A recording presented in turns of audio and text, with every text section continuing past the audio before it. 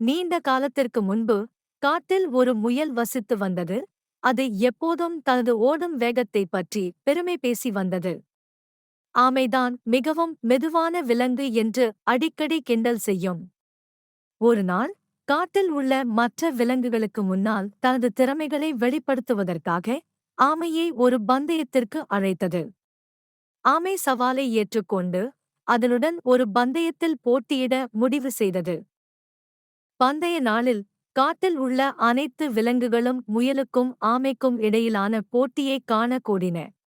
பந்தயம் தொடங்கியது. முயல் உடனடியாக ஓடத் தொடங்கியது. ஆமை அதன் வழக்கமான மெதுவான வேகத்தில் ஓடத் தொடங்கியது.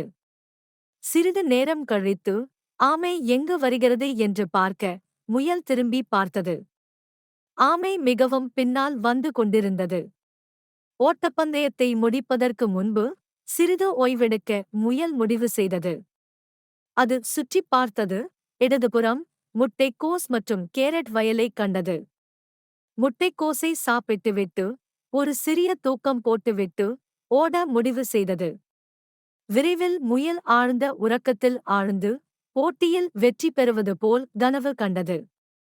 நேரம் கடந்துவிட்டது. சூரியன் மறைந்து கொண்டிருந்தபோது முயல் திடீரென்று விழித்தது. ஆமை முடிவுக்கோடுக்கு அருகில் இருப்பதைக் கண்ட முயல் தன்னால் முடிந்தவரை வேகமாக அதை நோக்கி விரைந்தது. இருப்பினும் அது மிகவும் தாமதமாகிவிட்டது. ஆமை இறுதியாக முடிவுக்கோட்டைக் கடந்து போட்டியில் வெற்றி பெற்றது. முயல் பந்தயம் முடியும் இடத்தை அடைந்தபோது ஆமையிடம் பந்தயத்தில் தோற்றதற்காக எல்லா விலங்குகளும் அதனைப் பார்த்து சிரித்தன. நீதி: தற்பெருமை பேசுவது கூடாது.